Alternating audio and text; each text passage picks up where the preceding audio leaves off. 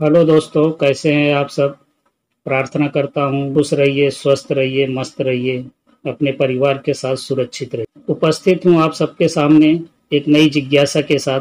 विवाह के कार्ड पे लड़के के नाम के आगे चिरंजीव तथा लड़की के नाम के आगे आयुष्मती क्यों लिखा जाता है। चलिए जानते हैं विवाह कार्ड में चिरंजीव तथा आयुष्मती की कथा। एक ब्राह्मण परिवार था जिनकी कोई संतान नहीं थी। उसने महामाया की तपस्या की। माताजी ने तपस्या से प्रसन्न होकर ब्राह्मण से वरदान मांगने को कहा। ब्राह्मण ने वरदान में पुत्र मांगा। माता ने कहा, मेरे पास दो तरह के पुत्र हैं। पहला 10,000 वर्ष जिएगा लेकिन महामूर्ख होगा। दूसरा 15 वर्ष जिएगा लेकिन महाज्ञानी होगा। किस तरह का पुत्र चाहिए। ब्राह्मण बोला, माता मुझे दूसरा वाला पुत्र दे दो। माता ने तथास्तु कहा। कुछ दिन बाद ब्राह्मणी ने पुत्र को जन्म दिया। लालन पालन किया। धीरे धीरे 5 वर्ष बीत गए। माता का यह वरदान याद करके ब्राह्मणी ने ब्राह्मण से कहा, 5 वर्ष बीत गए हैं, मेरा पुत्र अल्पायु है। जिन आंखों ने लाल को बढ़ते हुए देखा है, जिन आंखों में लाल की छवि बसी है, अथाह प्रेम है, वह आंखें लाल की मृत्यु कैसे देख पाएगी। कुछ भी करके मेरे लाल को बचा लो। ब्राह्मण ने अपने पुत्र को विद्या ग्रहण करने के लिए काशी भेज दिया। दिन रात दोनों पुत्र के वियोग में दुखी रहने लगे। धीरे धीरे समय बीता। पुत्र के मृत्यु का समय निकट आया। काशी के एक सेठ ने अपनी पुत्री के साथ उस ब्राह्मण पुत्र का विवाह कर दिया। पति पत्नी के मिलन की रात उसकी मृत्यु की रात थी। यमराज नाग रूप धारण करके उसके प्राण हरने के लिए आए। उसके पति को डस लिया। पत्नी ने नाग को पकड़ के कमंडल में बंद कर दिया। तब तक उसके पति की मृत्यु हो गई थी। पत्नी महामाया की बहुत बड़ी भक्त थी। वह अपने पति को जीवित करने के लिए माँ की आराधना करने लगी। आराधना करते करते एक माह बीत गया।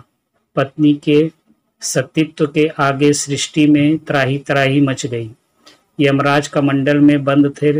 यमलोक की सारी गतिविधियां रुक गई।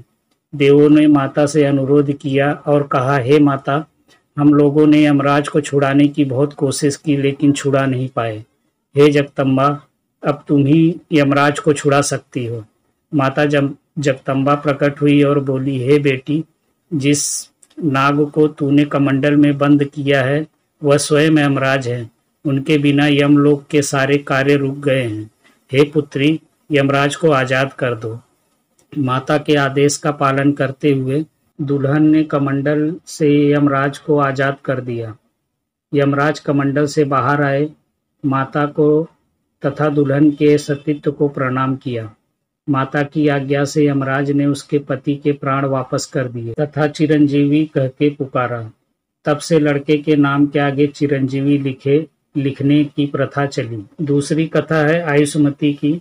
राजा आकाशधर की कोई संतान नहीं थी। नारद जी ने कहा, सोने के हल से धरती का दोहन करके उस भूमि पे यज्ञ करो, संतान जरूर प्राप्त होगी। राजा ने सोने के हल से पृथ्वी जोतते समय उन्हें भूमि से कन्या प्राप्त हुई।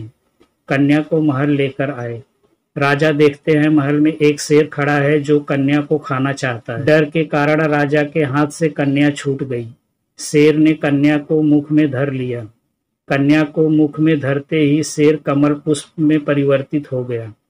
उसी समय विष्णु जी प्रकटे और कमल को अपने हाथ से स्पर्श किया। स्पर्श करते ही कमल पुष्प उसी समय यमराज बनकर प्रकट हुआ और वो कन्या 25 वर्ष की युवती हो गई। राजा ने उस कन्या का विवाह विष्णु जी से कर दिया। यमराज ने उसे आयुष्मती कह के पुकारा और आयुष्मती का वरदान दिया। तब से विवाह में पत्र पे कन्या के नाम के आगे आयुष्मती लिखा जाने लगा। धन्यवाद दोस्तों।